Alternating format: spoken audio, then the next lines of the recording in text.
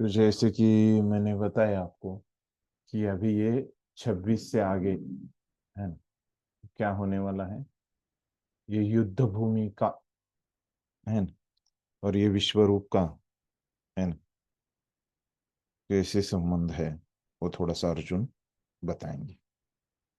श्लोक पढ़ते हैं। अमी च त्वां धृतराष्ट्रस्य पुत्राः सर्वे सहेवाव निपाल संघे भीष्मो द्रोणः सुतपुत्रस्तथासौ सहसास्मदीयैरपि योधमुख्यैः वक्त्राणि ते त्वरमाणा विशन्ति द्रंष्ट्रा करालानि भयानकानि केचिद् विलग्ना दशनान्तरेषु सन्दृश्यन्ते चूर्णितेरुत्तमाङ्गैः।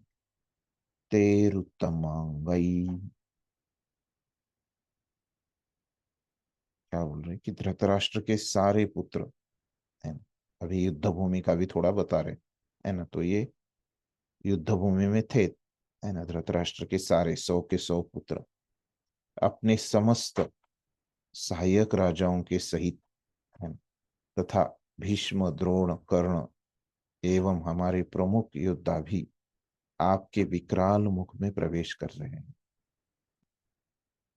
तो अभी ये तो पूरे लोग इसमें पहले ही बताया था कि इस दुनिया के समस्त चीजें है ना, ये भगवान के मुख में है ना, क्या है भगवान के मुख में, जो काल रूप है, जो अग्नि है, उसमें प्रवेश करने वाले हैं है ना। तो हम सब लोग उसमें जाने वाले हैं, तो उसी प्रकार से क्या होने वाला है, हो रहा है वहां पे। ये जो युद्ध भूमि के सभी योद्धा उसमें जा रहे हैं, ये अर्जुन को वहां पे दिख रहा है। इनमें से कुछ के शीरों को तो मैं अपने आपके दांतों के बीच चूर्णित हुआ देख रहा हूं है ना। तो जब हम सब लोगों भगवान के मुख में जब प्रवेश करेंगे ये काल रूप में है ना, तो ये भगवान का जो काल रूप है ना, ये सबको नष्ट कर देने वाला है। तो वो नष्ट अलग अलग तरीके से सब लोग नष्ट होंगे। जैसे कुछ लोग वो जो अग्नि है भगवान के मुख में, उससे जल जाएंगे है ना। फिर जब भगवान के मुख में जा रहे तो उनके क्या आएंगे, ये दांत आएंगे है ना। तो कुछ लोग क्या हो जाएंगे, वो दांत को क्या हो जाएंगे, हम्म, दांत के बीच में उनका चूर्ण हो जाएगा है ना। तो वो बात बता रहे है ना। तो दांतों को टकराएंगे भगवान के तो चूर्ण हो जाएगा। वैसे ही कुछ लोग यहाँ पे अर्जुन को दिख रहे हैं। तो ये भगवान का जो काल रूप है ना, वो सबको नष्ट करने वाला है। ये बात हम यहाँ पे समझ सकते हैं, फिर से है ना, दोहराई है यहाँ पे ये बात। ठीक है, स्पष्ट है ये कि कैसे ये युद्ध भूमि का थोड़ा सा वर्णन कर रहे हैं अभी अर्जुन। 26 से लेके 30 तक ये वर्णन करते हैं। तात्पर्य पढ़िए कोई आज किसका है। हरे कृष्ण प्रभु जी, दंडवत प्रणाम। हाँ, दंडक प्रणाम। तात्पर्य। एक पिछले श्लोक में भगवान ने अर्जुन को वचन दिया था कि यदि वह कुछ देखने का इच्छुक हो तो वे उसे दिखा सकते हैं। अब अर्जुन देख रहा है कि विपक्ष के नेता भीष्म, द्रोण, कर्ण तथा धृतराष्ट्र के सारे पुत्र तथा उनके सैनिक और अर्जुन के भी सैनिक विनष्ट हो रहे हैं। यह इसका संकेत है कि कुरुक्षेत्र में एकत्र समस्त व्यक्तियों की मृत्यु के बाद अर्जुन विजयी होगा। यहाँ यह भी उल्लेख है कि भीष्म भी, जिन्हें अजेय माना जाता है, ध्वस्त हो जाएंगे। वही गति कर्ण की होनी है। न केवल विपक्ष के भीष्म जैसे महान योद्धा विनष्ट हो जाएंगे, अपितु अर्जुन के पक्ष वाले कुछ महान योद्धा भी नष्ट होंगे। धन्यवाद। तो पहले भगवान ने कहा था कि मैं तुम्हारी जो इच्छा है वो तुमको दिखाऊंगा। तो अर्जुन क्या देख रहे हैं यहाँ पे, जो अभी उनके विरुद्ध पक्ष के विपक्ष है, तो जो भी वहां पे राजा है, नेता है, सैनिक है, वो सब नष्ट हो रहे हैं। और फिर बाद में क्या हो रहे हैं, इन सब की मृत्यु के बाद अर्जुन विजयी हो रहा है। ये प्रभुपाद थोड़ा आगे का बता रहे, श्लोक में नहीं बताया है। यहाँ यह भी उल्लेख है कि भीष्म भी, जिन्हें अजेय माना जाता है, ध्वस्त हो जाएंगे। वही गति कर्ण की होनी है। न केवल विपक्ष के भीष्म जैसे महान योद्धा भी नष्ट हो जाएंगे, अभी तो अर्जुन के पक्ष वाले कुछ महान योद्धा भी नष्ट होंगे, है? तो ये क्या क्या हो रहा है वहां पे, बस प्रभुपाद ने वैसे के वैसा बताया, कुछ चीजें आगे की बताई है। आपको लगेगा अरे ये तो बताया नहीं, लेकिन आगे ये चीजें आएंगी। स्पष्ट है। तो फिर वही अर्जुन वर्णन जारी रखते हैं अगले श्लोक में भी। यथा नदीनां बहवो अम्बुवेगा समुद्रमेवाभिमुखा द्रवन्ति, तथा तवामि नरलोकवीरा विशन्ति वक्त्राण्यभिविज्वलन्ति। तो जिस प्रकार नदियों की अनेक तरंगे समुद्र में प्रवेश करती है, उसी प्रकार ये समस्त महान योद्धा भी आपके प्रज्वलित मुखों में प्रवेश कर रहे हैं, है ना? तो जो पहले ही 26-27 में बताया, उसके लिए अभी यहाँ पे क्या बताई है, उपमा बताई है कि किस प्रकार वो प्रवेश कर रहे हैं, है ना? तो क्या उपमा बताई उन्होंने?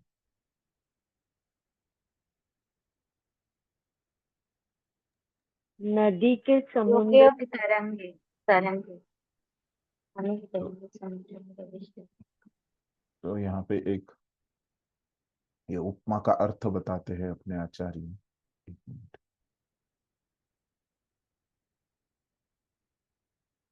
28 श्लोक है।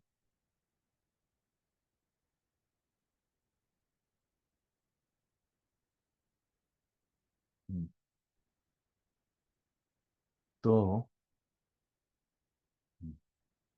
दो उपमाएं हैं 28 और 29 में। हम्म,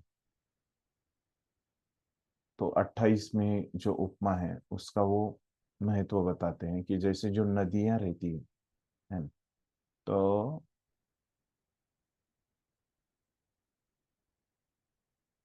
अभी यहाँ पे बोला है वो कहाँ प्रवेश कर रही है, समुद्र में, है ना?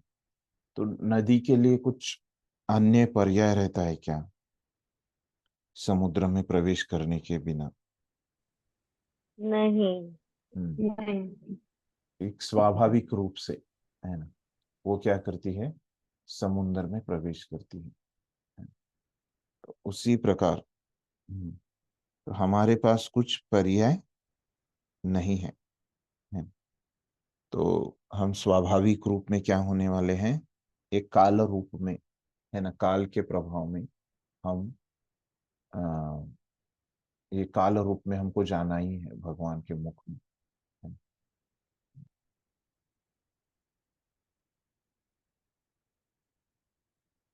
ठीक है। ऐसे कोई नहीं बोल सकता कि मैं ये काल रूप में रूपी जो भगवान का मुख है उसमें मैं प्रवेश नहीं करूंगा, है। तो ये स्वभाव है सबका, सबको ये जाना ही है, सबको नष्ट होना ही है। तो ये यहाँ पे सिद्धांत बता रहे हैं आचार्य, है ना। प्रभुपाद ने कुछ नहीं बताया इसके बारे में, लेकिन आचार्य बताते हैं। ठीक है। फिर अगली उपमा है 29 में। क्या है? यथा प्रदीप्त ज्वलनम पतंगा विशन्ति नाशाय समुद्र वेगा, तथैव नाशाय विशन्ति लोकास्तवापि वक्त्राणि समुद्र वेगा। मैं समस्त लोगों को पूर्ण वेग से आपके मुख में उसी प्रकार प्रविष्ट होते देख रहा हूं, जिस प्रकार पतंगे अपने विनाश के लिए प्रज्वलित अग्नि में कूद पड़ते हैं। और एक प्रकार से लोग, दो प्रकार से लोग भगवान के मुख में जा रहे हैं। एक तो जा रहे हैं जैसे नदी मिलती है समुन्द्र में, है ना, मतलब वो काल के प्रभाव से वो जा रहे स्वाभाविक रूप से भगवान के मुख में। और दूसरे प्रकार के जो लोग हैं वो क्या है, या ऐसे एक पतिंगा है ना, मतलब एक, जिसको हम, एक कीटक है पतिंगा, है ना? तो जो क्या है कि वो प्रकाश की तरफ आकर्षित होता है ना, जिधर भी प्रकाश हो ऐसे उधर वो आकर्षित होता है। तो वो जो पतिंगा है ना, वो प्रकाश में जाके, जैसे आप देखोगे बारिश के दिनों में ज्यादातर, है ना, आप घर में लाइट लगाते हो तो बहुत सारे वहां पे कीड़े आ जाते हैं, है ना, तो ये पतिंगे रहते हैं, है ना। तो ये क्या होता है, जो पुराने जमाने में ऐसे ट्यूबलाइट नहीं रहती थी तो क्या लगाते थे, दिए लगाते थे, दिए, है ना। तो ये दिए लगाते हैं जब ऐसे, तो ये जो दिया रहता है, ऐसे दिए लगा, तो ये दिए की तरफ ये जब आकर्षित होते हैं तो क्या होता है, वो दिए की अग्नि रहती है और उसमें वो क्या होते थे, जल जाते थे पतंगे, है ना। अभी तो हमारे इधर ट्यूबलाइट बल्ब की तरफ वो आकर्षित होते हैं, लेकिन कुछ लोग मरते हैं, कुछ लोग नहीं मरते, है। लेकिन पहले क्या होता था कि सब लोग ये अग्नि, प्रज्वलित अग्नि की तरफ, है ना, उसमें आके कूद के सब लोग मर जाते थे। तो वैसे ही, है ना, तो कुछ लोग क्या हो रहे हैं, नदी जैसे स्वभावता मिलती है वैसे वो काल रूप में प्रवेश कर रहे हैं। लेकिन कुछ लोग क्या है कि जानबूझ के, है ना, ये आसुरी लोग, है ना, तो ये क्या है कि वो जानबूझ के उन्होंने युद्ध किया, है ना, अपनी इच्छा से, और उनके आकर्षण की वजह से, है ना, तो क्या हो गया, जबरदस्ती उनको ये अधर्म के पक्ष में होने की वजह से जबरदस्ती उनको क्या होने लगा, एक काल रूपी जो मुख है भगवान का, उसमें उनको प्रवेश किया, उन्होंने आकर्षित हो गए, है ना। उनके लिए स्वाभाविक नहीं था लेकिन वो आकर्षित हो गए, और ऐसे उनका वो जल गए उसमें, भगवान के काल रूप में। तो इस तरह से दो प्रकार के लोग, है ना, दो पद्धति से ये भगवान के काल रूप में जल गए, है ना, युद्ध भूमि के। ये बात अर्जुन ने बताई है, ठीक है, ये उपमा के द्वारा। एक तो है कि स्वाभाविक रूप से जल गए, और दूसरा जो है कि वो आकर्षित होके, है ना, अपने पाप कर्मों का वजह से, है ना, अपने असुरी स्वभाव की वजह से वो आकर्षित हो गए, और उसमें वो जल गए। ठीक है, ये आचार्यों ने अर्थ बताए हैं, यहाँ पे प्रभुपाद ने नहीं बताए। तो आगे अर्जुन और वर्णन चालू कर रहे हैं, है ना। क्या बोल रहे हैं अर्जुन, लेलीह से ग्रसमान समन्ता लोकान समग्रान वदने ज्वलद्भिः तेजोभिराय पूर्य जगत् समग्रम भासः तवोग्रा प्रतपन्ति विष्णु। क्या बोल रहे हैं, हे विष्णु, मैं देखता हूं कि आप अपने प्रज्वलित मुखों से सभी दिशाओं के लोगों को निगल रहे हैं। आप सारे ब्रह्मांड को अपने तेज से आपूरित करके अपनी विकराल झुलसाती किरणों सहित प्रकट हो रहे हैं। ये जो अर्जुन को दिख रहा है, ये भगवान ने किसी को नहीं छोड़ा है ना। हर दिशा का कोई भी जो लोग है ना, मतलब जितने भी जीव है ना, वो क्या हो रहे हैं, भगवान के मुख में भगवान उनको निगल रहे हैं, है ना। तो ऐसे कोई नहीं है ना, कोई नहीं बचा है कि जो मुख में जाने से बचा है। आप सारे ब्रह्मांड को अपने तेज से आपूरित करके अपनी विकराल झुलसाती, है ना, अपनी विकराल झुलसाती किरणों सहित प्रकट हो रहे हैं, है ना। तो भगवान का इसका सार क्या है कि भगवान का तेज जो है वो बहुत है और पूरे विश्व में वो फैला है। हम्म, भगवान के ये तेज की जो किरणें हैं वो समग्र, हम्म, पूरे ब्रह्मांड में, पूरे जगत में वो फैला है। ऐसी जगत में कोई जगह नहीं है जहां पे भगवान की ये तेज की किरणें नहीं पहुंची, है ना। पूरे जगत में ये किरणें पहुंची है भगवान के तेज की। ठीक है। हाँ, आगे बता रहे फिर वरना। आख्या ही में को भवानुग्र रूपो नमोस्तुते देववर प्रसीद विज्ञातुमिच्छामि भवन्तमाद्य नहीं प्रजानामि तव प्रवृत्तिम। वो बोल रहे कि हे देवेश, भगवान को बोल रहे हे देवों के देव, हे देवेश, कृपया कृपा करके मुझे बतलाएं कि इतने उग्र रूप में आप कौन हैं। मैं आपको नमस्कार करता हूं। तो अर्जुन को अभी लग रहा है कि ये कोई और है भगवान को छोड़। आप यदि भगवान है, मैं आपको जानना चाहता हूं, क्योंकि मैं नहीं जान पा रहा हूं कि आपका प्रयोजन क्या है। तो वो पता था उनको, लेकिन फिर भी वैसे अभी वो इतना भयानक उन्होंने सोचा नहीं था कि ऐसे होगा, तो इसलिए वो थोड़ा सा पूछ रहे हैं यहाँ पे। ये उनका भाव है उसके पीछे। जैसे उन्होंने बताया कि वो थोड़े मोहित कंफ्यूज हो गए हैं पहले से, है ना। तो फिर से वो कंफर्म करना चाह रहे हैं इस श्लोक में, अंतिम श्लोक जो उनके वर्णन का है, ये 31वां। तो उसमें वो कंफर्म करना चाह रहे हैं कि आप सच में भगवान है क्या, है ना? और ये अगर आप भगवान है तो ये ऐसे करते हैं आप ये, तो इसका प्रयोजन क्या है, उद्देश्य क्या है, ऐसे अर्जुन ने अभी पूछा है। फिर अभी भगवान बताएंगे अगले श्लोक में।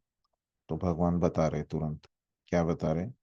श्री भगवानुवाच कालोऽस्मि लोकक्षयकृत् प्रवृद्धो लोकान् समाहर्तुम् इह प्रवृत्तः ऋतेऽपि त्वां न भविष्यन्ति सर्वे ये अवस्थिता प्रत्यनीकेषु योद्धा। भगवान ने कहा, समस्त जगतों को विनष्ट करने वाला काल मैं हूं, है ना। तो भगवान अभी बता रहे, है ना, तुम ये जो देख रहे हो, ये मेरे मुख में अग्नि है, उसमें सब दुनिया के जीव उसमें आ रहे हैं। वो क्या है, मेरा काल रूप है। वो मैं काल हूँ, काल के रूप में मैं पूरे दुनिया को नष्ट कर देता हूँ, है ना। और मैं यहाँ समस्त लोगों का विनाश करने के लिए आया हूँ, है ना। वही बात कि मैं यहाँ पे ये काल रूप किसके लिए बनाया है। एक भगवान का जो काल रूप है वो क्या है, सब हम लोगों को नष्ट करने के लिए ही बनाया है। तुम्हारे पांडवों के सिवा दोनों पक्षों के सारे योद्धा मारे जाएंगे। और भगवान यहाँ पे बता रहे, है ना, तुम हम तो यहाँ पे दो पक्ष है, एक पांडवों का और कौरवों का, है ना। तो ये दोनों पक्ष के सभी लोग मारे जाएंगे, तो बचेगा कौन, बचेगा केवल 5 पांडव बचेंगे, है ना। ऐसे भगवान बोल रहे, सारे लोग मर जाएंगे। ठीक है, स्पष्ट है यहाँ तक। यहाँ तक किसी को कुछ प्रश्न है। ठीक, हरे तात्पर्य कृष्ण पढ़िए। प्रभु जी। हाँ, बोलिए बोलिए। प्रभु प्रभु मेरा क्वेश्चन है, हम्म ये जो विराट रूप है, भगवान हम्म जैसे हम बोले कि मैं काल रूप में आता हूँ सबको विनाश करने के लिए ऐसे करके। तो समस्त लोग आप जैसे बोले कि यहाँ हम हमारा भी अगर हम उदाहरण ले, पहले आप बोले कि हम अपना भी उदाहरण ले सकते हैं कि हम भी उसमें मतलब जाने वाले हैं भगवान के इस काल रूप में। तो हम्म। ये भगवान का काल रूप कब आता है, मतलब अभी तो अर्जुन देखना चाहे इसलिए भगवान दिखाए दो पद्धति ऐसे, से आ लेकिन रहा है, वो दिखेगा अच्छा। नहीं। उसमें हम लोग प्रवेश, वो हमको नहीं दिखेगा, लेकिन हम लोग उसमें प्रवेश करेंगे। अभी ये विश्व रूप जो है, कौरवों को दिख रहा था क्या? नहीं। वो उसमें प्रवेश कर रहे थे। ये बस तो वैसे होगा। और हम प्रवेश कैसे करेंगे? तो दो पद्धतियों से करेंगे, है ना। एक तो स्वाभाविक रूप से, है ना, बूढ़ा होने के बाद चले जाएंगे इसमें।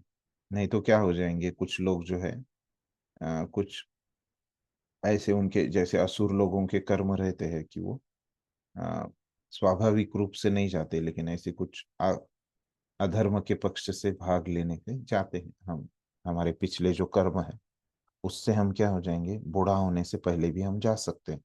हमारे जैसे कर्म है वो, तो दो पद्धति से जाएंगे, है ना। एक तो स्वाभाविक जाएंगे कुछ लोग, और कुछ लोग पहले ही चले जाएंगे उनके कर्मों के वजह से। ठीक है।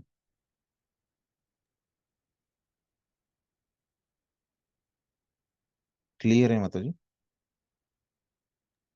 यस प्रभु जी, ठीक है प्रभु जी। हम्म। हम्म। जो डिवोटीज हैं, जो लोग भक्ति कर रहे हैं, हम्म। मतलब वो लोग भी ऐसे ही जाएंगे क्या?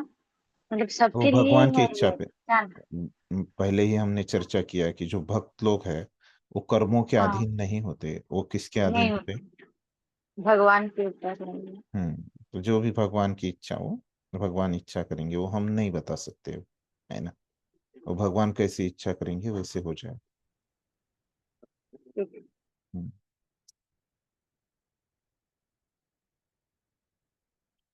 तो और किसी को कुछ प्रश्न है? तात्पर्य पढ़ी हम आइए। यद्यपि अर्जुन जानता था कि हम्म। कृष्ण उसके मित्र तथा भगवान है, हम्म। तो भी वह कृष्ण के विविध रूपों को देखकर चकित था। इसलिए उसने इस विनाशकारी शक्ति के उद्देश्य के बारे में पूछताछ की। वेदों में लिखा है कि परम सत्य हर वस्तु को, यहाँ तक कि ब्राह्मणों को भी नष्ट कर देते हैं। कठोपनिषद का 1.2.25 वचन है, यस्य ब्रह्म च क्षत्रं च उभे भवत ओदनः मृत्युर्यशोपसेचनं क इत्था वेद यत्र सः। अंततः सारे ब्राह्मण, क्षत्रिय तथा अन्य सभी परमेश्वर द्वारा काल कवलित होते हैं। परमेश्वर का यह रूप सबका भक्षण करने वाला है, और यहाँ पर कृष्ण अपने को सर्वभक्षी काल के रूप में प्रस्तुत करते हैं। केवल कुछ पांडवों के अतिरिक्त युद्ध भूमि में आए सभी लोग उनके द्वारा भक्षित होंगे। अर्जुन लड़ने के पक्ष में न था। वह युद्ध न करना श्रेयस्कर समझता था, क्योंकि तब किसी प्रकार की निराशा न होती। किंतु भगवान का उत्तर है कि यदि वह नहीं लड़ता तो भी सारे लोग उनके ग्रास बनते, क्योंकि यही उनकी इच्छा है। यदि अर्जुन नहीं लड़ता तो वे सब अन्य विधि से मरते। मृत्यु रोकी नहीं जा सकती, चाहे वह लड़े या नहीं। वस्तुतः वे पहले से मृत है। काल विनाश है, और परमेश्वर की इच्छा अनुसार सारे संसार को विनष्ट होना है। यह प्रकृति का नियम है। धन्यवाद। तो अभी प्रभुपाद यहाँ पे बता रहे कि अर्जुन जानता था कि कृष्ण उसके मित्र तथा भगवान है ना। तो ये मैंने पहले ही बताया था आपको कि ये भले ही पूछ रहा है कि आप भगवान है क्या, है ना, लेकिन वो जानता था, है ना। तो भी वह कृष्ण के विविध रूपों को देखकर चकित हो गया, है ना। तो ये थोड़ा सा यहाँ पे चकित हो गया है ना। इसलिए इसने इस विनाशकारी शक्ति के उद्देश्य के बारे में पूछा है। तो यहाँ पे महत्वपूर्ण क्या है अर्जुन का ये पूछने के पीछे, कि ये विश्व रूप ये जो काल रूप दिखा रहे हैं भगवान, है ना, विश्व रूप में जो दिख रहा है अर्जुन को, तो इसका उद्देश्य क्या है ना। क्योंकि ये काल रूप बहुत भयानक लगा अर्जुन को, है ना। विश्व रूप में ज्यादा कुछ ये नहीं, लेकिन ये विश्व रूप में जो काल रूप है ना, ये बहुत भयानक है। तो इसीलिए अर्जुन थोड़ा सा भ्रमित हो गया था। तो तो इसके कारण उसने पूछा, अरे इतना भयानक रूप के पीछे उद्देश्य क्या है ना। तो उद्देश्य क्या है, तो भगवान ने अभी बताया कि वो नष्ट करना है उनको सबको, है ना, काल के प्रभाव से, है ना। तो ऐसे ही जो समान श्लोक है वो वेदों के कठोपनिषद में भी आया है। स्पष्ट है, अर्थ से हम देख सकते हैं कि कैसे सारे लोग, ब्राह्मण, क्षत्रिय तथा अन्य सभी परमेश्वर द्वारा काल कवलित होते हैं, मतलब वो काल उनको, वो मुख में जाते हैं भगवान की, है ना। परमेश्वर का यह रूप सब भक्षण करने वाला है ना। भक्षण मतलब खाने वाला, है ना। तो ये सब अपने मुख से वो जो काल रूप है वो खा लेता है सबको। यहाँ पर कृष्ण अपने को सर्वभक्षी काल के रूप में प्रस्तुत करते हैं, केवल कुछ पांडवों को छोड़ के सभी चले जाएंगे। फिर आगे प्रभुपाद बता रहे कि अर्जुन लड़ने के पक्ष में न था, है ना। वह युद्ध न करता श्रेयस्कर समझता था, है ना। तो हमको पहले ही पता है कि पहले अध्याय में, है ना, वो युद्ध ही नहीं करना चाहता था, है ना। क्योंकि तब किसी प्रकार की निराशा न होती, है ना, क्योंकि उस समय कुछ दुख नहीं था। किंतु भगवान का उत्तर है कि यदि वह नहीं लड़ता तो भी सारे लोग उनके ग्रास बनते, है ना। तो अर्जुन का दुख क्या था युद्ध करने से पहले, है ना, कि मेरी वजह से ये लोग मर जाएंगे, है ना, उनकी कुल की परंपराएं नष्ट हो जाएगी, मुझे पाप लगेगा, है ना। फिर मुझे इससे क्या सुख मिलेगा, है ना। और जो पहला कारण है कि उसकी करुणा उत्पन्न हो गई थी, है ना। तो ऐसे ये चार कारण अर्जुन देता है ना। और इससे हम समझ सकते हैं कि वो निर्णय नहीं कर पा रहा है, जो पांचवा कारण है ना, कि वो भ्रमित है। तो उस समय वो भगवान को शरण जाता है और बोलता है, कार्पण्य दोषो पहत स्वभाव, पृच्छामि त्वाम धर्म सम्मूढ़ चेता, यश्रेयश्चान्निश्चितं ब्रूहि तन्मे, शिष्यस्ते शिष्यस्ते शाधि त्वाम, हम, जैसे हम हम, मामदम हाँ, मामदम तपन। शिष्यस्य हम माम त्वाम प्रपन्न, है। तो इस प्रकार से वो निश्चय नहीं कर पा रहा है, जो पांचवा कारण है ना। तो तो ये जो कारण उसने बताए हैं पहले, पांच कारण, है ना। तो इससे हमको क्या समझ में आता है कि वो तो लड़ना नहीं चाहता था, है ना?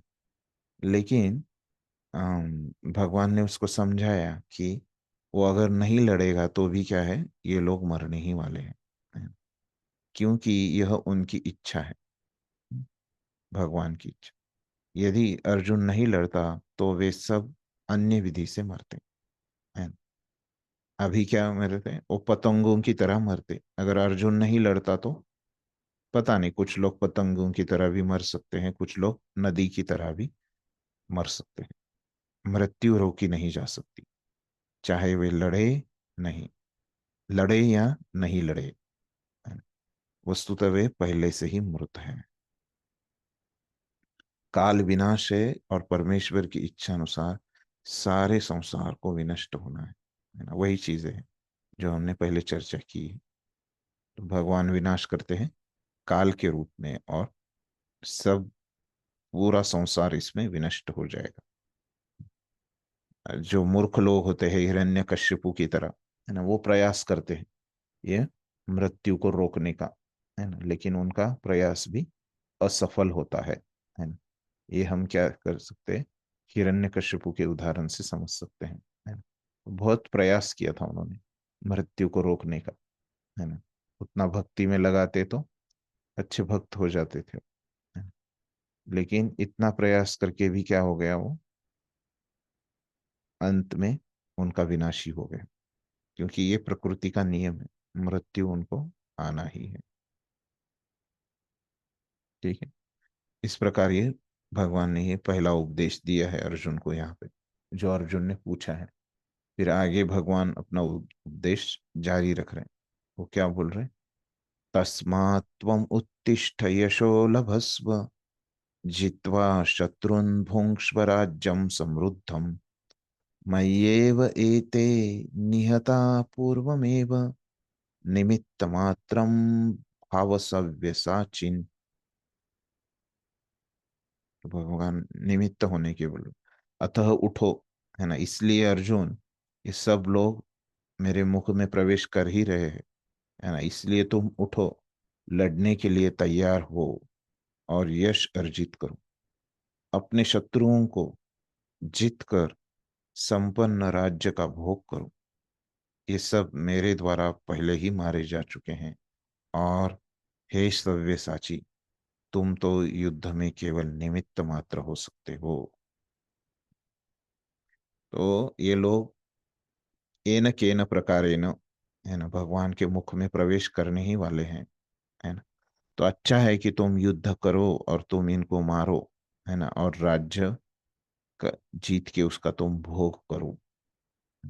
ये लोग तो मरने ही वाले हैं, तुम इनको मारो या नहीं मारो, तुम युद्ध करो या नहीं करो, ये मरने ही वाले हैं, है ना? तो तुम एक निमित्त हो, है ना, तुम्हारी वजह से कुछ होने नहीं वाला। इस प्रकार से भगवान ने अभी इस श्लोक में स्पष्ट कर दिया अर्जुन को, तुम बुरा मत मानो कि तुम्हारी वजह से ये लोग मर रहे हैं। ठीक, तात्पर्य पड़ी। सव्यसाची का अर्थ है वह जो युद्ध भूमि में अत्यंत कौशल के साथ तीर छोड़ सके। इस प्रकार अर्जुन को एक पटु योद्धा के रूप में संबोधित किया गया है, जो अपने शत्रुओं को तीर से मारकर मौत के घाट उतार सकता है। निमित्त मात्रम, केवल कारण मात्र, यह शब्द भी अत्यंत महत्वपूर्ण है। संसार भगवान की इच्छानुसार गतिमान है। अल्पज्ञ पुरुष सोचते हैं कि यह प्रकृति बिना किसी योजना के गतिशील है और सारी सृष्टि आकस्मिक है। ऐसे अनेक तथाकथित विज्ञानी हैं जो यह सुझाव रखते हैं कि संभवतया ऐसा था या ऐसा हो सकता है, किंतु इस प्रकार के शायद या हो सकता है का प्रश्न ही नहीं उठता। प्रकृति द्वारा विशेष योजना संचालित की जा रही है। यह योजना क्या है? यह विराट जगत बद्ध जीवों के लिए भगवान के धाम वापस जाने के लिए सुअवसर सुयोग है। जब तक उनकी प्रवृत्ति प्रकृति के ऊपर प्रभुत्व स्थापित करने की रहती है, तब तक वे बद्ध रहते हैं। किंतु जो कोई भी परमेश्वर की इस योजना इच्छा को समझ लेता है और कृष्ण भावनामृत का अनुशीलन करता है, वह परम बुद्धिमान है। दृश्य जगत की उत्पत्ति तथा उसका संहार ईश्वर की परम अध्यक्षता में होता है। इस प्रकार कुरुक्षेत्र का युद्ध ईश्वर की योजना के अनुसार लड़ा गया। अर्जुन युद्ध करने से मना कर रहा था, किंतु उसे बताया गया कि परमेश्वर की इच्छानुसार उसे लड़ना होगा, तभी वह सुखी होगा। यदि कोई कृष्ण भावनामृत से पूरित हो और उसका जीवन भगवान की दिव्य सेवा में अर्पित हो, तो समझो कि वह कृतार्थ है। धन्यवाद। तो अभी यहाँ पे तात्पर्य में प्रभुपाद हमको पहले समझा रहे कि सव्यसाची शब्द, तो क्या है ये सव्यसाची शब्द का अर्थ? ये मतलब क्या है कि वो तीर चलाने में, है ना, अत्यंत वो कुशल है, वो व्यक्ति, है ना, बहुत अच्छे से वो तीर छोड़ता है, बहुत मतलब एक्सपर्ट है, एक एक्सपर्ट योद्धा है अर्जुन, ऐसे उसका अर्थ है।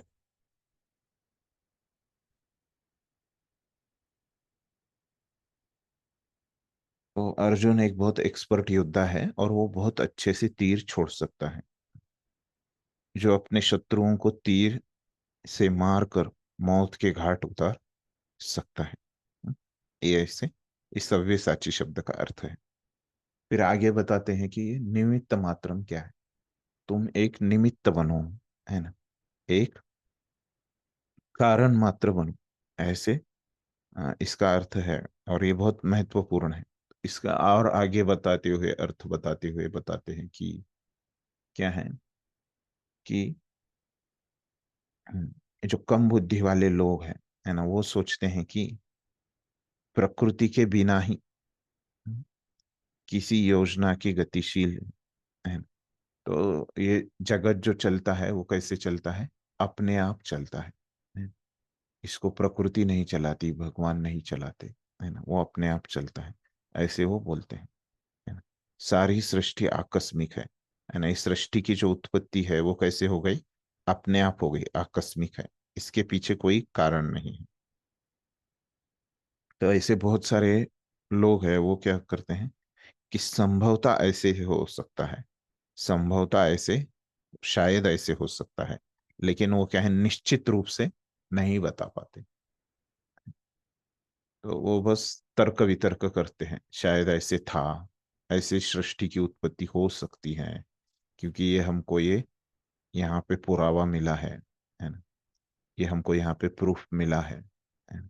इस प्रकार से वो बस वहां पे तर्क ही करते रहते हैं, लेकिन निश्चित रूप से उनके पास जानकारी नहीं रहती, है ना। इस प्रकार से बोल रहे। तो फिर ये क्या है, कम बुद्धि के लोग ऐसे बोलते हैं, लेकिन ये सब कुछ वास्तव में कैसे हो रहा है? भगवान की योजना से हो रहा है ना? और बाकी सब ये सब निमित्त है ना? और ये भगवान की जो विशेष योजना है वो क्या है ना? ये जो जगत है वो क्या है? भगवान ने किसके लिए बनाया है? जीवों के लिए बनाया है ना। क्या क्या उद्देश्य था ये जगत बनाने का? है ना, क्योंकि ये जीवों में क्या हो गया है, एक प्रवृत्ति है ना, वो क्या करना चाहते हैं, जैसे मैं जैसे स्वामी हूँ ये पूरे आ, सब चीजों का, मैं ही स्वामी हूँ, है ना। तो वैसे ही ये जीवों में भी क्या है, एक प्रभुत्व, प्रकृति पे प्रभुत्व करने की इनमें इच्छा है, एक प्रवृत्ति है ना। तो इसीलिए इनको स्वामी बनना है सभी जीवों को, है, सेवक नहीं बनना है। तो क्या किया, जिन जीवों को स्वामी बनना है ना, प्रभुत्व करना है प्रकृति में, तो उनको बोला कि जाओ तुम अभी ये भौतिक जगत में चले जाओ, है ना। इसलिए भगवान ने ये भौतिक सृष्टि की है ना।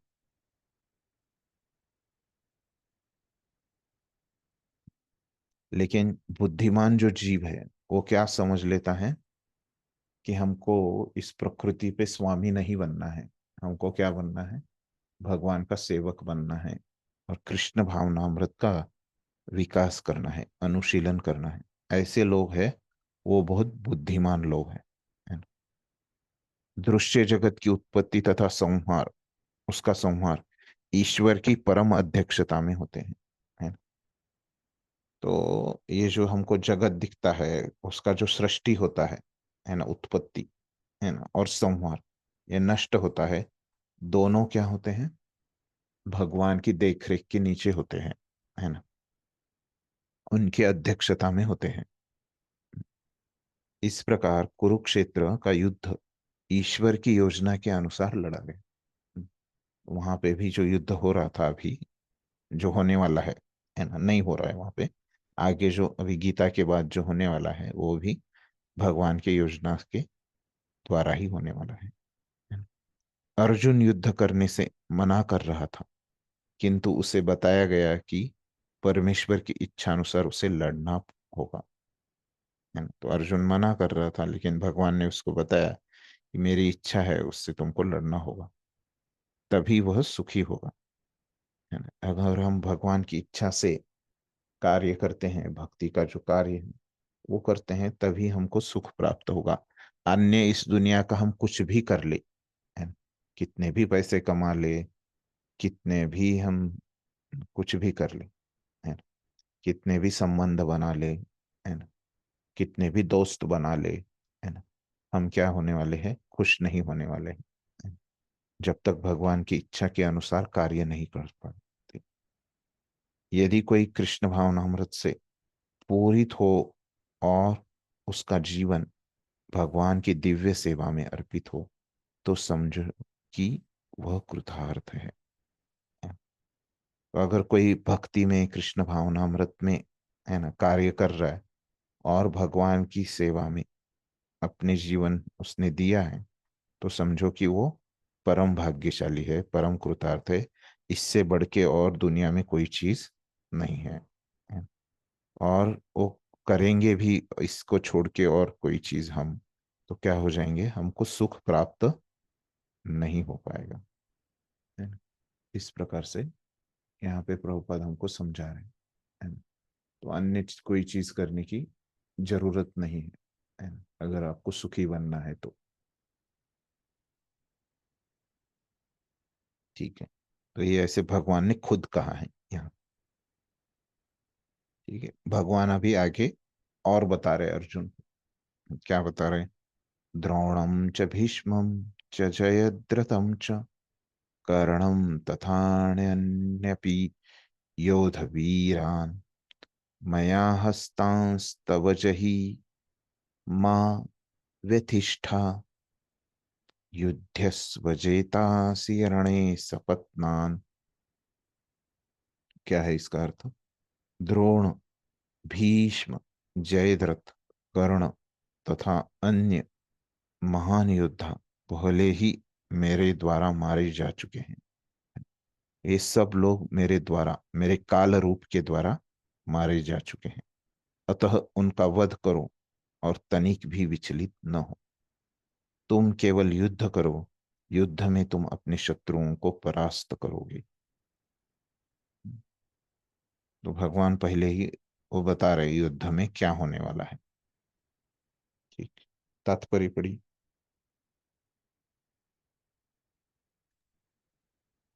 तात्पर्य, प्रत्येक योजना भगवान द्वारा बनती है, किंतु वे अपने भक्त में पालू रहते हैं कि जो भक्त अनुसार उनकी योजना का पालन करते हैं, उन्हें ही वे उसका श्रेय देते हैं। अतः जीवन को इस प्रकार गतिशील होना चाहिए कि प्रत्येक व्यक्ति कृष्ण भावनामृत में कर्म करे और गुरु के माध्यम से भगवान को जाने। भगवान की योजनाएं उन्हीं की कृपा से समझी जाती हैं और भक्तों की योजनाएं उनकी ही योजनाएं हैं। मनुष्य को चाहिए कि ऐसी योजनाओं का अनुसरण करे और जीवन संघर्ष में विजयी बने। श्री कृष्ण। तभी यहाँ पे जो भगवान की योजना भगवान ने बता दी है, तो प्रभुपाद उसके बारे में बता रहे हैं। तो हर भी कोई भी जो योजना है ना, वो भगवान के द्वारा बनती है।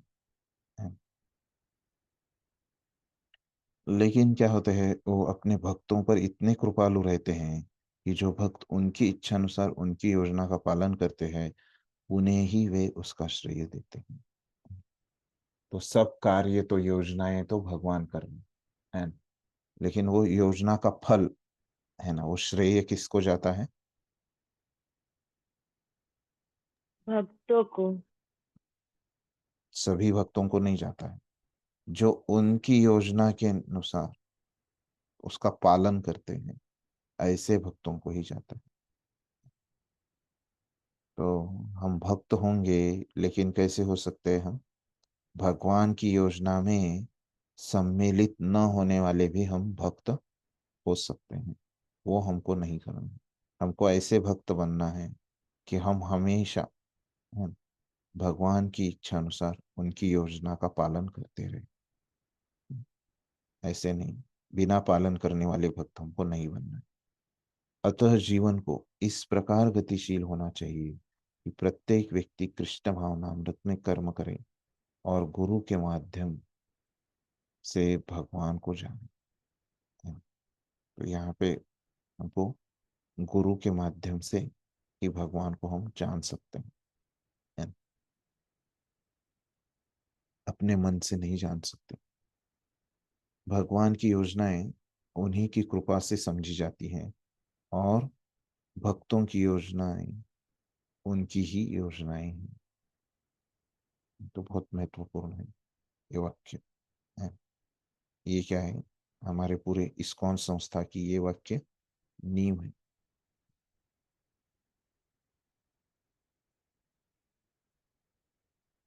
तो हम क्यों कार्य करते हैं इस्कॉन में, है? क्या है इस्कॉन में, ये प्रभुपाद ने योजना बनाई है। ये जो हमारी संस्था है, प्रभुपाद को लगता है कि ऐसे इस संस्था में रह के, है ना, हम क्या कर सकते हैं, बहुत अच्छे से भगवान के इस ज्ञान का प्रचार कर सकते हैं, और खुद भी क्या कर सकते हैं, अपने जीवन में इसका अभ्यास कर सकते हैं, है ना। तो दोनों जो चीजें हैं, जन्म सार्थक और परोपकार, है ना, ये हम संस्था के माध्यम से बहुत अच्छे से कर सकते हैं। यहाँ पे हमको एक सुविधा मिलेगी संस्था की, है ना, ये प्रचार करने के लिए और जन्म सार्थक करने के लिए, जीव दया करने के लिए, और अपना खुद का भी उद्धार करने के लिए। तो ये बहुत अच्छी से एक सुविधा है ना, इस संस्था के माध्यम से। हम्म, तो ये प्रभुपाद की योजना है, और यही भगवान की भी योजना है, ऐसे हमको समझना चाहिए।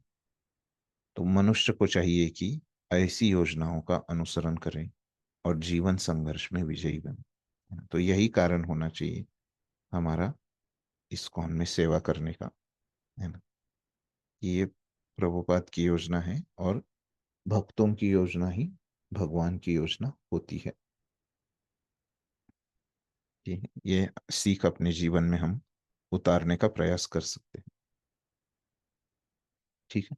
तो यहाँ पे क्या किया भगवान ने, यहाँ पे जो अर्जुन ने पूछा था, है ना, कि आप कौन हो, काल रूप का उद्देश्य बताया, और उसके बाद क्या बताया, कि तुम युद्ध करो, है ना, ऐसे अर्जुन को आदेश दिया, और उनकी योजना बताई, है ना, तुम युद्ध करो, और तुमको डरने की कुछ आवश्यकता नहीं है ना, तुम्हारी वजह से कुछ नहीं होने वाला, है ना, तुम एक निमित्त की माध्यम से कार्य करो। तो ऐसे अभी भगवान ने बताने के बाद, है ना, तो अभी वहां पे क्या हो रहा है, ये हमको संजय बता रहे हैं। क्या बता रहे संजय? संजय उवाच तच्छ्रुत्वा वचनं केशवस्य कृताञ्जलिर्वेपमानः किरीटी नमस्कृत्वा भूय एवाह कृष्णं सगद् सगद्ग, एक मिनट, क्या है, सगद्गदम, है ना, सगद्गदम भीत भीतः प्रणम्य, है ना, तो एकदम गदगद हो गया अर्जुन। संजय ने धृतराष्ट्र से कहा, हे राजा, भगवान के मुख से इन वचनों को सुनकर कांपते हुए, तो भगवान से अर्जुन ने सुना, है ना, और फिर क्या कर रहा है, वो कांप रहा है। अर्जुन ने हाथ जोड़कर उन्हें बारंबार नमस्कार किया, है ना। तो गदगद होके, है ना, गदगद अवस्था में कैसे कांपता है व्यक्ति, तो वैसे अर्जुन वो कांप के वो नमस्कार कर रहा है। फिर क्या हो रहा है, फिर उसने भयभीत होकर अवरुद्ध स्वर में कृष्ण से इस प्रकार कहा, है ना।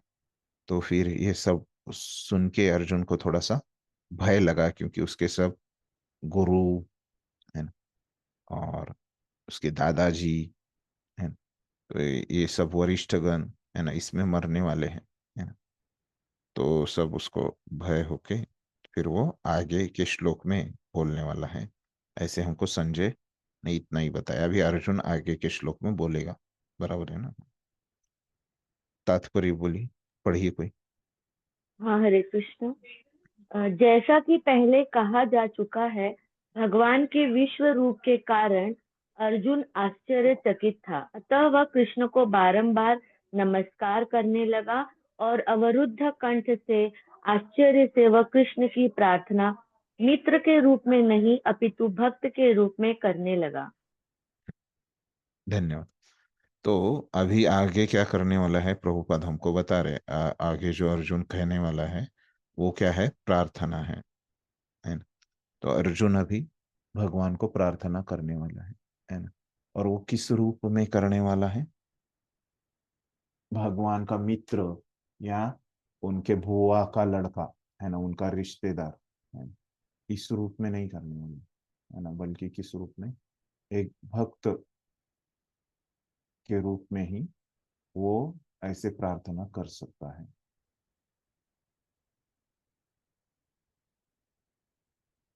ठीक है। तो अभी आगे जो प्रार्थना कर रहा है अर्जुन 35वें श्लोक से, सॉरी 36वें श्लोक से, है ना, 35वां श्लोक तो ये बोला, है ना, तो वो एक भक्त के रूप में कर रहा है, ये उसका भाव है। ठीक है। अर्जुन उवाच स्थाने ऋषिकेश तव प्रकीर्त्या जगत प्रहृष्ट ती अनुरज्यते च रक्षांसि भीतानि दिशो द्रवन्ति सर्वे नमस्यन्ति च सिद्ध संगा। अर्जुन ने कहा, हे ऋषिकेश, आपके नाम के श्रवण से संसार हर्षित होता है और सभी लोग आपके प्रति अनुरक्त होते हैं।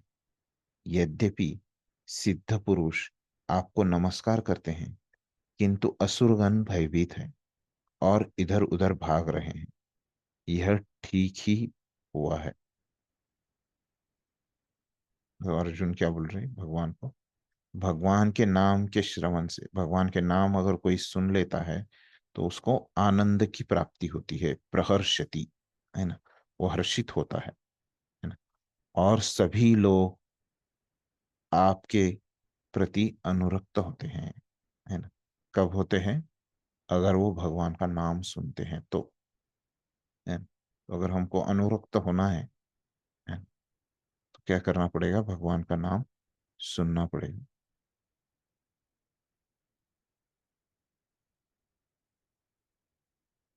भगवान की कीर्ति सुननी पड़ेगी, है ना। तो प्रभुपाद ने यहाँ पे भगवान का नाम लिखा है, लेकिन श्लोक में कौन सा शब्द आया है? कीर्ति, है ना। तो किस प्रकार के भी आप भगवान का नाम लीजिए या भगवान की कीर्ति सुनिए,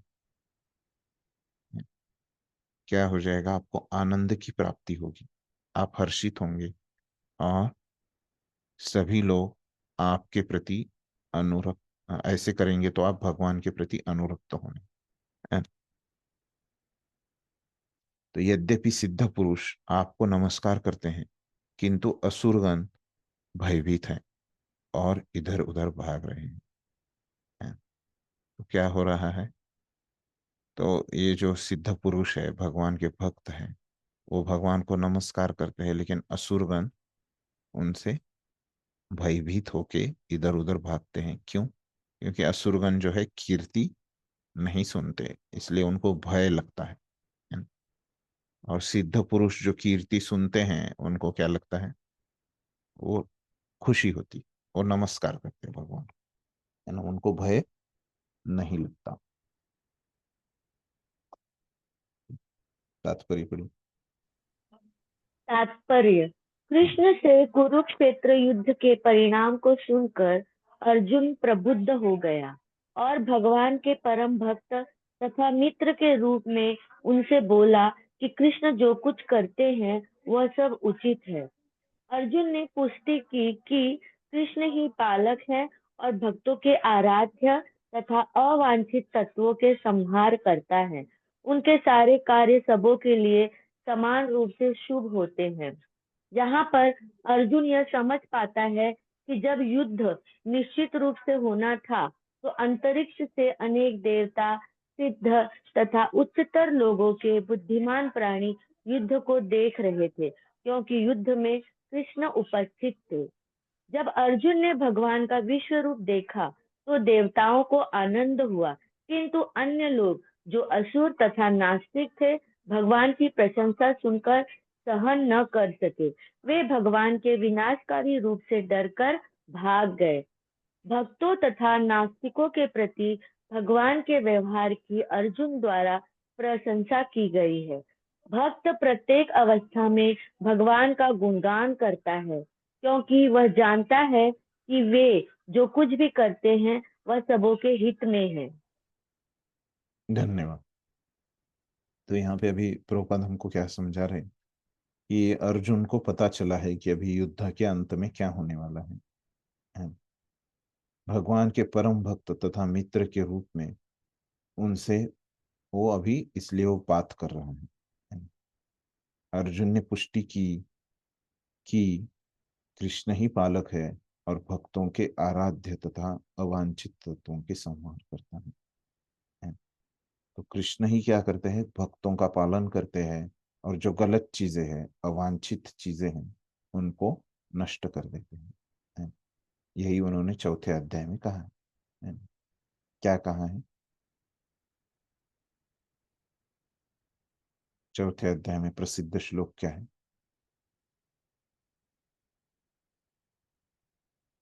किसके लिए वो अवतार लेते हैं? धर्म की स्थापना करने के लिए और भक्तों की रक्षा के लिए, और और असुरों का असुरों का विनाश करने के लिए। विनाश परित्राणाय साधूनां, तो हम्म, हम्म, परित्राण परित्राणाय साधुनां। परित्राणाय साधना साधूनां साधना विनाशाय च विनाशाय च दुष्कृतां तो परम ये दोनों चीजें। संस्थापनार्थाय संभवामि युगे युगे। धन्यवाद। तो इस प्रकार से ये दोनों कार्य जो है ना, वो जो प्रभुपाद बता रहे हैं वो भगवान ने खुद भी बताए हैं। ये हम समझ सकते हैं। तो उनके सारे कार्य सबों के लिए समान रूप से शुभ होते हैं, है ना। तो ये हमने देखा है पहले भी ईशोपनिषद में, जो भगवान के गुण है ना, उसका वर्णन वहां पे किया है कि भगवान है हमेशा शुभ रहते हैं, सबों के लिए। यहाँ पर अर्जुन यह समझ पाता है कि जब युद्ध निश्चित रूप से होना था तो अंतरिक्ष से अनेक देवता, सिद्ध तथा उच्चतर लोकों के बुद्धिमान प्राणी युद्ध को देख रहे थे, क्योंकि युद्ध में कृष्ण उपस्थित थे, है ना। तो सब दुनिया के सब लोगों की दृष्टि उधर ही थी, है ना, क्योंकि कृष्ण वहां पे उपस्थित थे। जब अर्जुन ने भगवान का विश्व रूप देखा तो देवताओं को आनंद हुआ, किंतु अन्य लोग जो असुर तथा नास्तिक थे भगवान की प्रशंसा सुनकर सहन न कर सके। तो उनको डरने लगने लगा असुर लोगों को, है। भक्तों तथा नास्तिकों के प्रति भगवान की व्यवहार की अर्जुन द्वारा प्रशंसा की गई है। भक्त प्रत्येक अवस्था में भगवान का गुणगान करता है, क्योंकि वह जानता है कि वे जो कुछ भी करते हैं वह सबों के हित में है। तो भगवान कभी दोष नहीं देता है।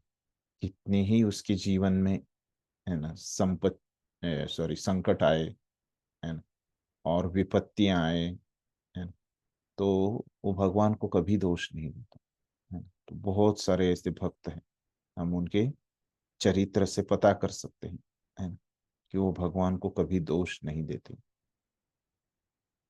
हैं। तो पहले शास्त्रों में भी इसके उदाहरण है और अभी हमारे इसमें भी, है ना। तो शास्त्रों में क्या उदाहरण है? जो भक्त है ना, वो हमेशा भगवान का गुणगान ही करते रहते हैं, उनको दोष नहीं देते, कुछ भी भगवान करे।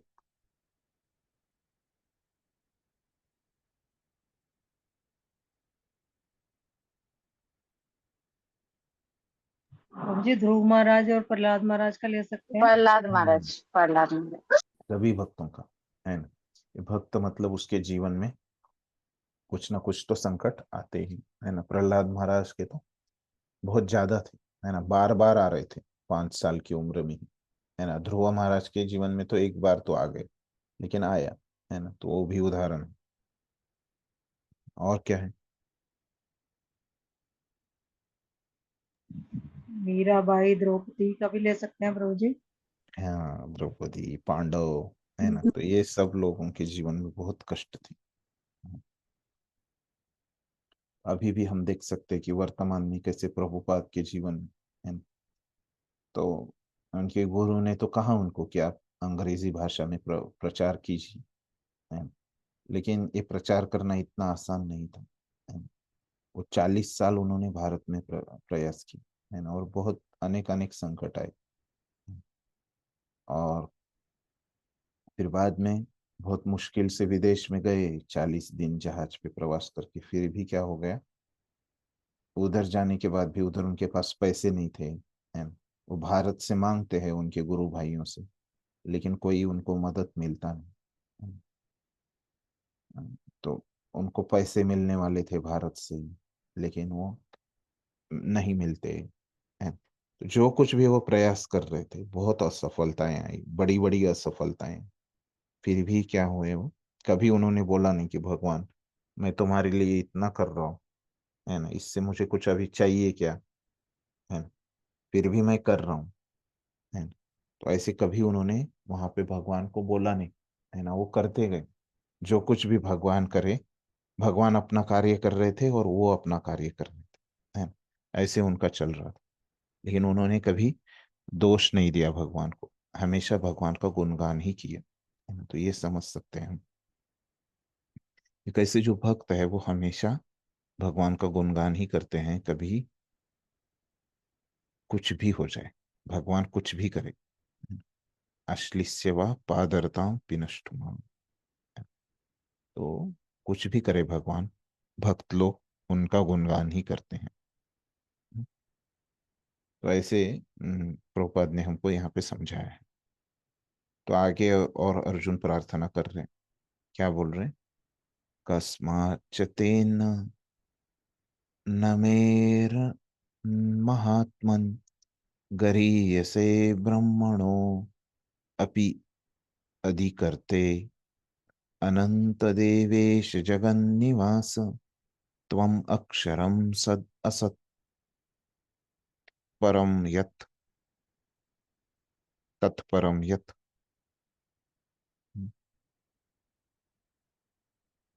हे महात्मा, आप ब्रह्मा से भी बढ़कर है, आप आदि सृष्टा है, तो फिर आपको सादर नमस्कार क्यों न करें। हे अनंत, हे देवेश, हे जगन निवास, आप परम स्रोत, अक्षर, कारणों के कारण तथा इस भौतिक जगत के परे है। देखिए क्या क्या बोल रहे हैं अर्जुन इस श्लोक में, है ना। पहले तो महात्मा बोल रहे भगवान को, हे महात्मा, है ना? क्यों महात्मा, ये आप ब्रह्मा से भी बढ़कर है ना, आप ब्रह्मा से भी बड़े हैं, है ना।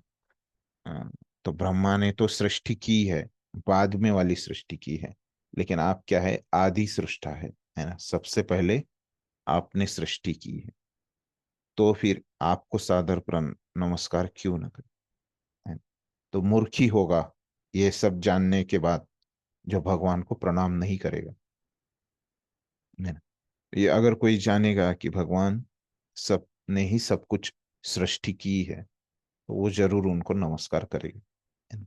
फिर आगे बोल रहे कि हे अनंत, हे देवेश, आप अनंत है, देवेश मतलब क्या, आप देवों के भी क्या है, देव है, उनके स्वामी है, ईश है ना, देवी देवताओं के भी आप स्वामी है, ईश है। हे जगन निवास, है ना, पूरे जगत में आप क्या है, व्याप्त है, पूरा जगत आपका निवास है ना। आप परम स्रोत, है ना, फिर से वही बताया कि आप सब चीजों के स्रोत है, सब चीजें आपसे ही आ रही हैं। अक्षर, है ना, मतलब आपका कभी क्षय नहीं होने वाला, आपका कभी नाश नहीं होने वाला, विनाश नहीं होने वाला, आप वैसे के वैसे ही रहने वाले हैं, अक्षर है। अभी 13वें अध्याय में आएगा एक क्षर और अक्षर।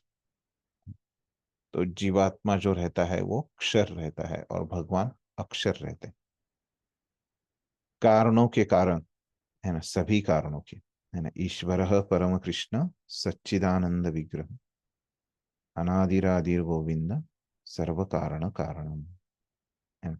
सभी कारणों के कारण है भगवान, तथा इस भौतिक जगत के परे है। और क्या है, दिव्य है। इस भौतिक, ये भौतिक जगत कैसा है, 3 गुणों से बना हुआ है ना? लेकिन भगवान इनसे परे है, इस बहुत 3 गुणों से परे है, वो दिव्य है। ऐसे वो भगवान का गुणगान किया है अर्जुन ने। तो प्रभुपाद क्या बोलते हैं इसके संदर्भ में, देखते हैं, पढ़िए तात्पर्य। हम्म। तात्पर्य, अर्जुन इस प्रकार नमस्कार करके यह सूचित करता है कि कृष्ण सबों के पूजनीय हैं, वे सर्वव्यापी है और प्रत्येक जीव की आत्मा है। अर्जुन कृष्ण को महात्मा कहकर संबोधित करता है, जिसका अर्थ है कि वे उदार तथा अनंत है। अनंत सूचित करता है कि ऐसा कुछ भी नहीं जो भगवान की शक्ति और प्रभाव से आच्छादित न हो।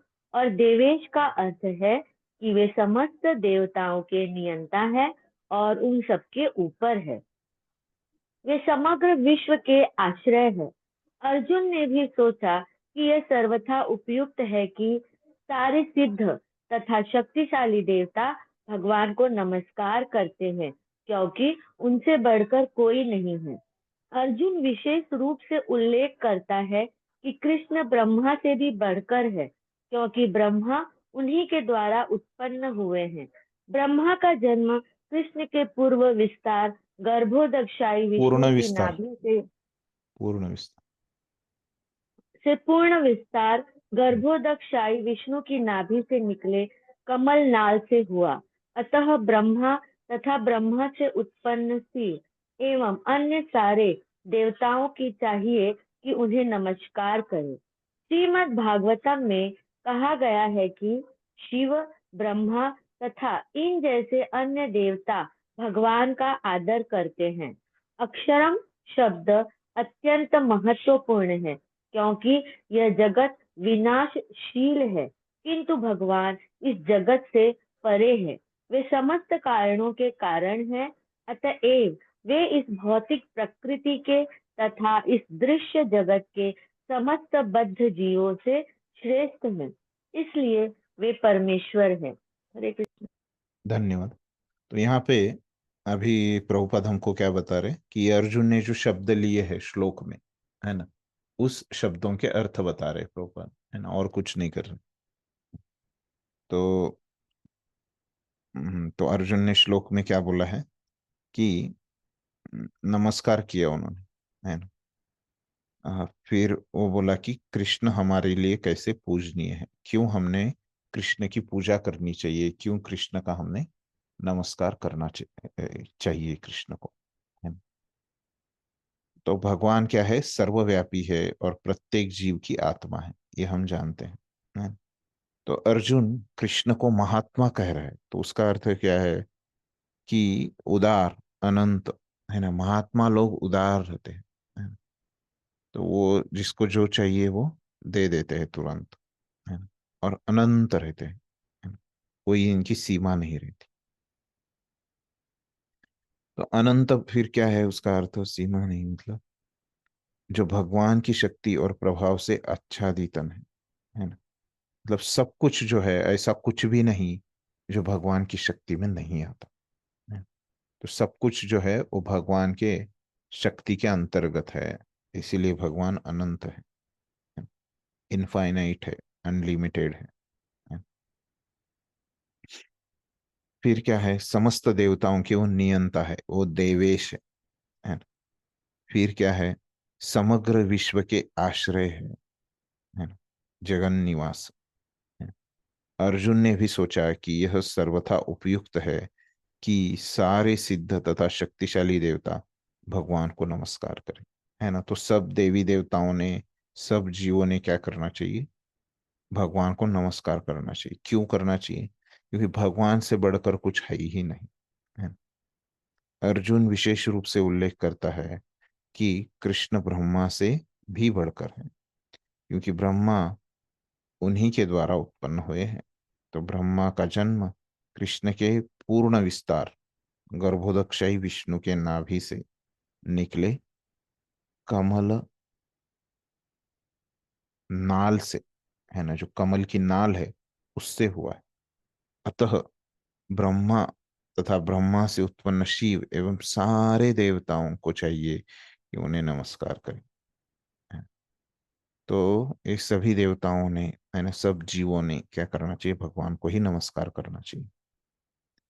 और भागवतम में भी कहा गया है कि सभी जो अन्य देवता हैं वो भगवान का आदर करते हैं। तो सब लोग वो भगवान को, जब कोई संकट आता है तो सब लोग ये भगवान के पास जाते रहते हैं बारंबार, है ना। ऐसे भागवतम में बारंबार वर्णन है।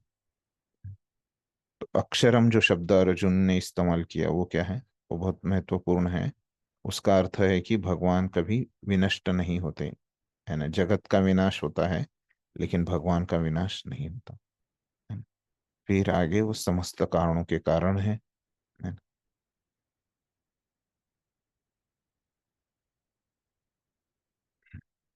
तो ये भौतिक प्रकृति के वो ऊपर है, दिव्य है, इसलिए वो परमेश्वर है।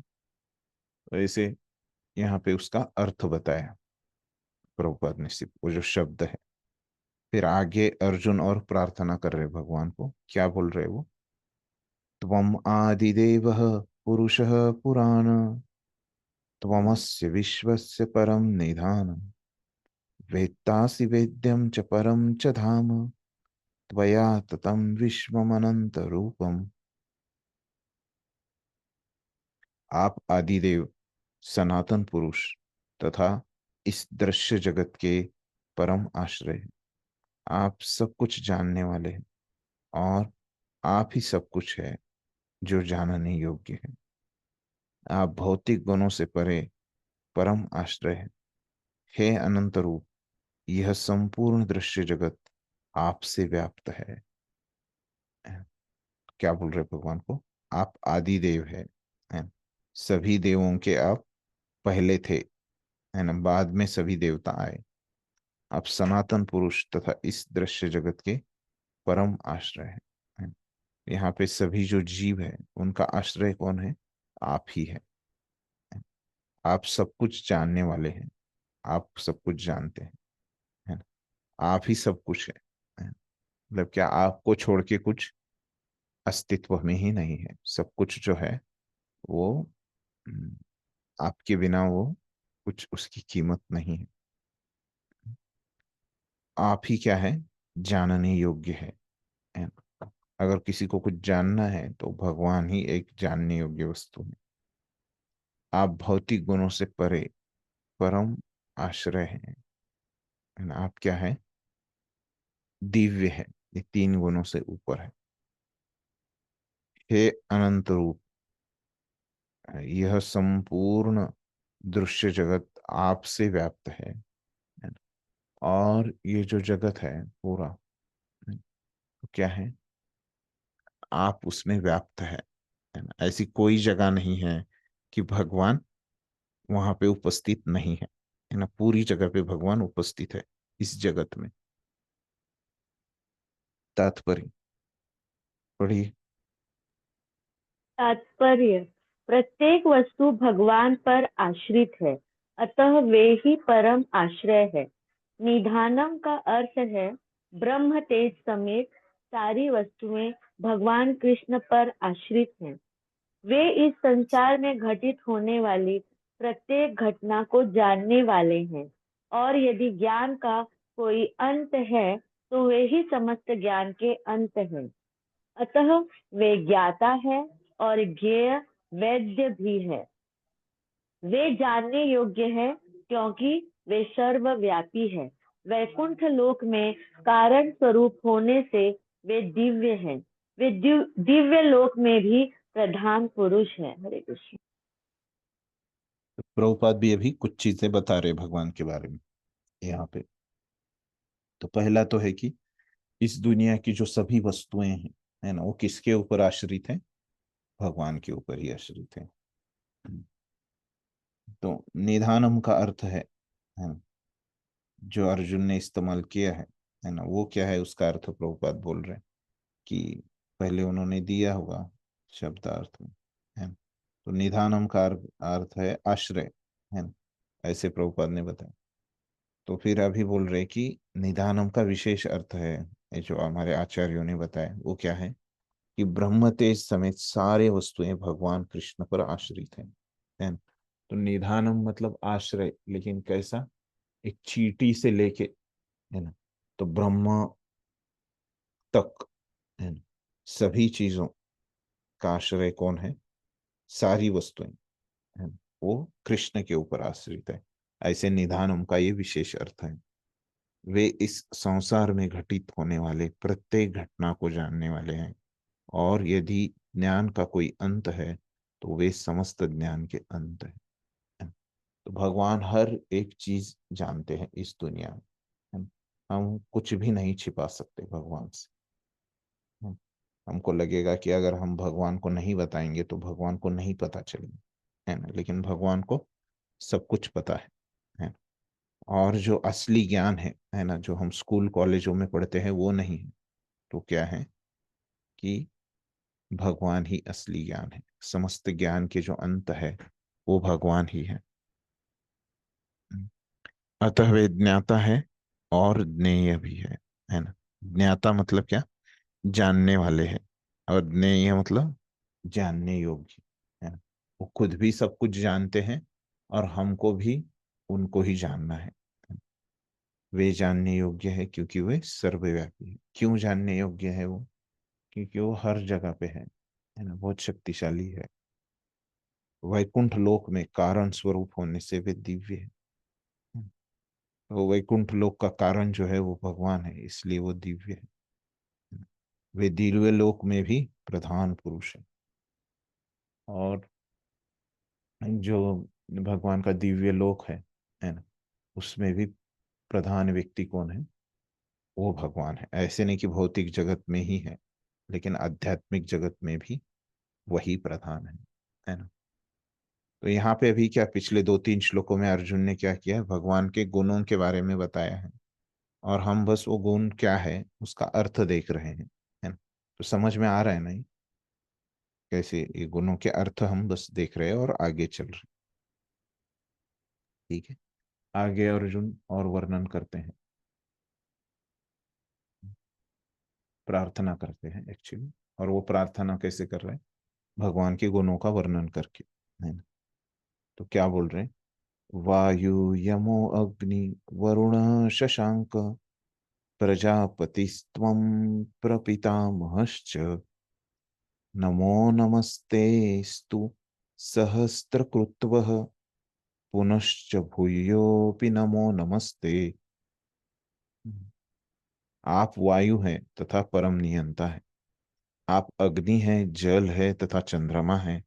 आप आदि ब्रह्म हैं और आप प्रपितामह भी है। अतः आपको 1000 बार नमस्कार है और पुनः पुनः नमस्कार है। तो बोल रहे अर्जुन कि ये सब चीजें तो आप ही है, आप ही परम नियंता है, फिर से बताया, है ना। और सब जो पंच महाभूत है वो आप ही है।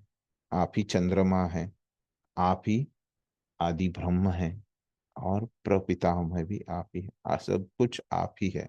आपको छोड़ के और कुछ नहीं है इस जगत में। तो इसीलिए क्या करना चाहिए? आपको ही बारंबार नमस्कार करना चाहिए, है ना। पुनः पुनः नमस्कार करना चाहिए, 1000 बार, लाखों बार, करोड़ों बार आपको ही नमस्कार करना चाहिए। पढ़िए तात्पर्य। तात्पर्य: भगवान को वायु कहा गया है क्योंकि वायु सर्वव्यापी होने के कारण समस्त देवताओं का मुख्य अधिष्ठाता है। अर्जुन कृष्ण को प्रपितामह, पर बाबा कहकर संबोधित करता है क्योंकि वे विश्व के प्रथम जीव ब्रह्मा के पिता है। तो इसमें से ये जो अर्जुन ने शब्द लिए हैं, उसमें से 2 शब्दों का प्रभुपाद विशेष रूप से अर्थ बता रहे हैं। एक तो है प्रपितामह, क्योंकि पितामह भी उनसे आए हैं, पितामह से भी पहले, है ना। वो कौन है? ब्रह्मा से भी पहले, ब्रह्मा पितामह है, उनसे पहले ही भगवान यहाँ पे आते हैं, इसलिए उनको प्रपितामह कहते हैं। फिर भगवान को वायु क्यों कहा है ना। वायु क्यों कहा है? क्योंकि वायु सर्वत्र है और भगवान सर्वव्यापी है। तो इसलिए भगवान को वायु कहा। फिर आगे अर्जुन गुणगान जारी रखते हैं। नमः पुरस्ताद, सॉरी, नमः पुरस्ताद अथ पृष्ठस्ते नमोस्तु ते सर्वत एव सर्व अनन्तवीर्यम् इतविक्रमस्त्वं सर्वं समाप्नोषि ततोऽसि क सर्वः। आपके आगे पीछे तथा चारों ओर से नमस्कार। हे असीम शक्ति, आप अनंत पराक्रम के स्वामी हैं, आप सर्वव्यापी हैं, अतः आप सब कुछ है। तो अर्जुन अभी इतने प्रभावित हो गए हैं। फिर वो बोल रहे कि हे भगवान, आपको बारंबार चारों ओर से नमस्कार है। सभी दिशाओं से आपको नमस्कार है। हे असीम शक्ति, आप अनंत पराक्रम के स्वामी हैं। आप सर्वव्यापी हैं। भगवान का पराक्रम अनंत है और वो हर जगह पे भी है, वायु की तरह। और भगवान भी सब कुछ है। तात्पर्य पढ़िए।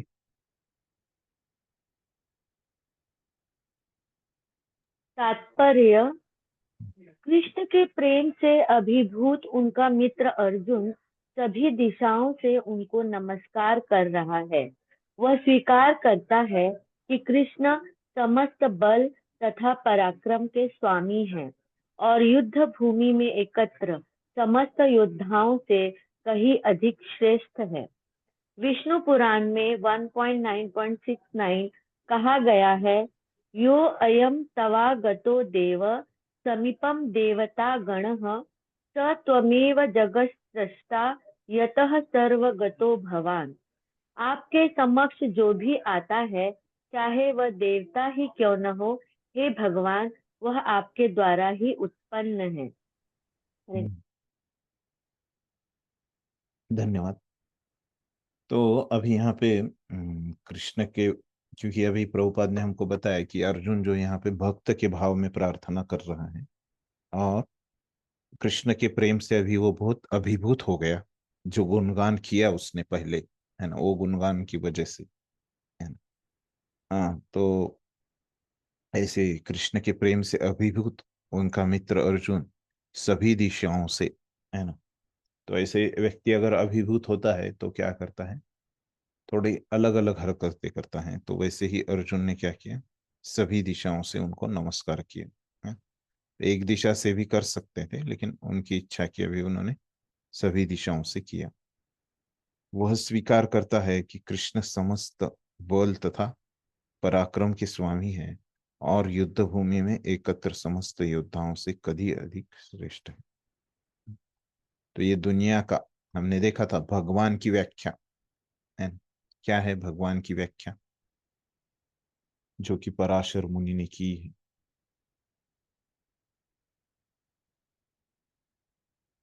क्या है? ये है क्या प्रभु जी, जो 6 ऐश्वर्यों हाँ, से बराबर है ना। जो 6 ऐश्वर्यों से क्या है, पूरी तरह से पूर्ण है, समग्र बोलते हैं, है ना? समग्र, है ना। तो यहाँ पे मैंने क्यों बताया, क्योंकि ये समस्त शब्द आया है। वह स्वीकार करता है कि कृष्ण समस्त बल तथा पराक्रम के स्वामी है ना। समस्त बल मतलब क्या, समग्र शक्ति। उस 6 ऐश्वर्यों में एक ऐश्वर्य है कि भगवान शक्तिशाली है, समग्र संपूर्ण शक्ति भगवान के पास है इस दुनिया की। और वहां पे था कि भगवान क्या करते हैं, ऐश्वर्यस्य समग्रस्य वीर्यस्य, ने, तो पराक्रम, तो संपूर्ण वीर्य भगवान के पास है। तो संपूर्ण रूप से पराक्रम भी क्या है, भगवान ही कर सकते हैं। तो इसीलिए वहां पे जो भी लोग उपस्थित है वो युद्ध भूमि में, उनसे सबसे श्रेष्ठ कौन है, भगवान ही इस दुनिया में, वही श्रेष्ठ है। लेकिन अभी वहां पे भी अगर हमने सोचा तो कौन श्रेष्ठ है, कि भगवान ही श्रेष्ठ है ना। विष्णु पुराण में भी यही कहा गया है कि तो सब जो कुछ भी भगवान के सामने आता है वो क्या है, वो उनके द्वारा ही उत्पन्न है। तो उनके द्वारा उत्पन्न होने से क्या हो गए, वो श्रेष्ठ हो गए, क्योंकि सब कुछ उनसे ही उत्पन्न हो रहा है। ठीक है, फिर आगे और जारी रखते हैं। सखेति मत्वा प्रसभम यदुक्तम, हे कृष्ण हे यादव हे सखेति, अजानता महिमानं तवेदं, मया प्रमादत् प्रणयेन वापि, यच्चावहासार्थ यच्चावहासार्थम् असत्कृतोऽस्मि, विहार शय्यासन भोजनेषु एकोत अव- अपि अच्युत तत्समक्षम तत्क्षमा में सॉरी तत्क्षामये त्वाम अहम प्रमेयम। तो क्या बोल रहे हैं? आपको अपना मित्र मानते हुए मैंने हठ पूर्वक आपको हे कृष्ण, हे यादव, हे सखा ऐसे संबोधन से पुकारा है, क्योंकि मैं आपकी महिमा को नहीं जानता था। मैंने मूर्खतावश या प्रेमवश जो कुछ भी किया है, कृपया उसके लिए मुझे क्षमा कर दे।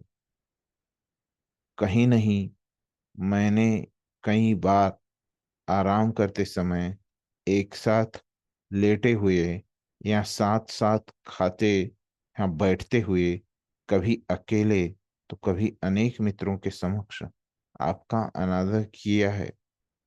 हे अच्युत, मेरे इन समस्त अपराधों को क्षमा करे। तो अंत में, है ना, अर्जुन अभी क्या कर रहे हैं? हाँ, इसके आगे भी है, अंत नहीं है ना। तो बीच में ऐसे अभी प्रार्थना करने के बाद वो अपने अपराधों के लिए क्षमा भी मांग रहे हैं, है ना। तो बोल रहे कि क्या क्या मैंने अपराध किए, तो आप इतने महान हैं फिर भी मैंने क्या किया आपको? हे कृष्ण या हे यादव, हे सखेती, ऐसे मैंने आपको बोला, है। ऐसे नामों से मैंने आपको पुकारा, है ना। तो आपको तो देवेश, भगवान, है ना, जगन निवास, है ना, ऐसे बड़े बड़े नामों से पुकारना चाहता था। लेकिन मैंने क्या बोला? आपको सिर्फ कृष्ण बोला, यादव बोला, है ना, और मेरे मित्र ऐसे बोला, हे सखा ऐसे बोला। लेकिन ये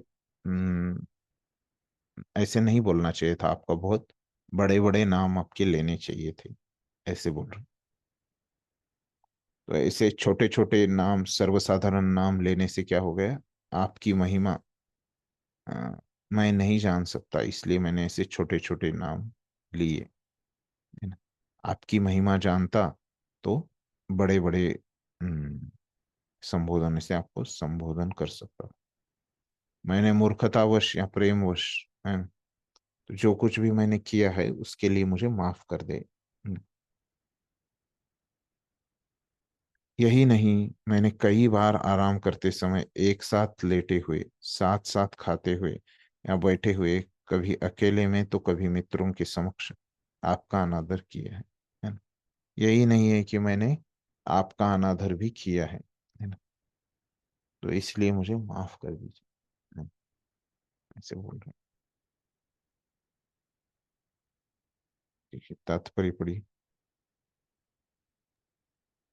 तात्पर्य। हम्म, यद्यपि अर्जुन के समक्ष कृष्ण अपने विराट रूप में है, किंतु उसे कृष्ण के साथ अपना मैत्री भाव स्मरण है। इसलिए वह मित्रता के कारण होने वाले अनेक अपराधों को क्षमा करने के लिए प्रार्थना कर रहा है। वह स्वीकार करता है कि पहले उसे ज्ञात न था कि कृष्ण ऐसा विराट रूप धारण कर सकते हैं। यद्यपि मित्र के रूप में कृष्ण ने उसे यह समझाया था, अर्जुन को यह भी पता नहीं था कि उसने कितनी बार हे मेरे मित्र, हे कृष्ण, हे यादव जैसे संबोधनों के द्वारा उनका अनादर किया है और उनकी महिमा स्वीकार नहीं की। किंतु कृष्ण इतने कृपालु हैं कि इतने ऐश्वर्य मंडित होने पर भी अर्जुन से मित्र की भूमिका निभाते रहे। ऐसा होता है भक्त तथा भगवान के बीच दिव्य प्रेम का आदान प्रदान। जीव तथा कृष्ण का संबंध शाश्वत रूप में स्थिर है, इसे भुलाया नहीं जा सकता, जैसा कि हम अर्जुन के आचरण में देखते हैं। यद्यपि अर्जुन विराट रूप का ऐश्वर्य देख चुका है, किंतु वह कृष्ण के साथ अपनी मैत्री नहीं भूल सकता। हरे कृष्ण। धन्यवाद। यहाँ पे सार में क्या बता रहे प्रभुपद? एक ही चीज बता रहे कि अर्जुन क्या कर रहे हैं यहाँ पे, जो उनके अपराध हो गए कि कृष्ण को एक सर्वसामान्य अपना मित्र समझा, अपने मामा का लड़का समझा, है ना। तो ये सब अर्जुन से ऐसे एक सर्वसाधारण व्यक्ति समझा कृष्ण को। ये अभी अर्जुन को समझ में आ गया कि कृष्ण क्या है, परमेश्वर है ना, वो दिव्य है, सब कुछ उनसे ही आ रहा है। ये अभी अर्जुन को समझ में आ गया, और अर्जुन अभी उसके लिए माफी मांग रहा है। और भगवान क्या करते हैं इसमें, वो भगवान ने कभी अपेक्षा नहीं की कि इसने मुझे दिव्य समझना चाहिए। वो सर्वसामान्य समझ रहा है तो ठीक है, उन्होंने कभी बोला नहीं कि मैं सर्वसामान्य नहीं हूँ, है ना। जो अर्जुन जैसे व्यवहार कर रहे थे उसको भगवान ने बस स्वीकार किया, क्योंकि ये संबंध शाश्वत है जीवों का और भगवान का, है ना, ये कभी भुलाया नहीं जा सकता। तो अर्जुन को यहाँ पे थोड़ा सा आश्चर्य भी हुआ है। फिर अगला श्लोक अभी लेते हैं हम। पितासि लोकस्य चराचरस्य त्वमस्य पूज्यश्च गुरुर्गरीयान् न त्वत्समोऽस्त्य अभिधीक कुतोऽन्यो लोकत्रयेऽपि प्रतिम अप्रभाव। आप इस चर तथा अचर संपूर्ण दृश्य जगत के जनक हैं। आप परम पूज्य महान आध्यात्मिक गुरु है, न तो कोई आपके तुल्य है, न कोई आपके समान हो सकता है। हे अतुल शक्ति वाले प्रभु, भला ही तीन लोकों में आपसे बढ़कर कोई कैसे हो सकता है। तो बड़ा तात्पर्य है, तो ये अगली बार हम चर्चा करेंगे। ये आज के लिए यहाँ पे रुक जाते हैं। धन्यवाद सभी का। किसी को कुछ प्रश्न है तो पूछ लीजिए।